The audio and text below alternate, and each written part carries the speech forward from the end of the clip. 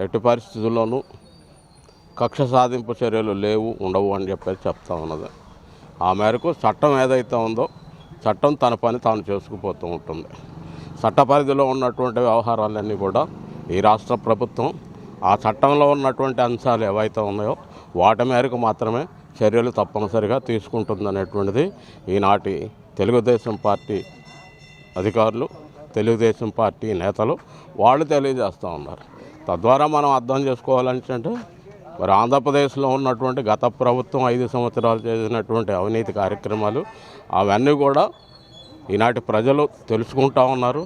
వాళ్ళకు కావాల్సినటువంటి ఏ పరిస్థితుల్లో కావాలో, ఏ విధమైనటువంటి పరిపాలనా విధానం ఉండాలనుకుంటున్నారో వాళ్ళు తమ ఓటు ద్వారా తెలుసుకున్నారు. కాబట్టి దానికి అనుగుణంగా ఈనాటి రాష్ట్ర ప్రభుత్వం పనిచేస్తుందనేటువంటి భావిస్తున్నాం. అంటే మొన్న చంద్రబాబు నాయుడుని అంబటి రాంబాబు కానీ, రోజా కానీ, కొడాలని కానీ తిట్టారు. వీళ్ళని అరెస్ట్ చేసే అవకాశం ఉంది. ఎవరైనా తిట్టినప్పటికీ ప్రజల్లో ఉన్నటువంటి మనల్ని వాళ్ళు కాదనలేరు.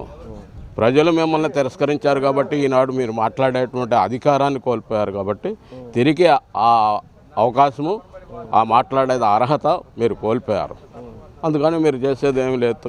ఈ 5 సంవత్సరాలు మీరు గమని కూర్చుంటే రానున్న 2 సంవత్సరాల్లో ఈనాటి తెలుగుదేశం ప్రభుత్వం గణనీయమైనటువంటి అభివృద్ధి ఈ రాష్ట్ర ప్రజలకి అందిస్తుందని చెప్పేసి తెలియజేస్తాం. జగన్మోహన్ రెడ్డి గాను ఇప్పుడున్న చంద్రబాబు నాయుడికి ప్రభుత్వానికి ఎటువంటి తేడా ఉందనుకుంటున్నారు? పరిపాలన దక్షత కలిగినటువంటి చంద్రబాబు నాయుడికి జగన్మోహన్ రెడ్డికి సరిపోల్చవలసినటువంటి అవసరం లేనే లేదు.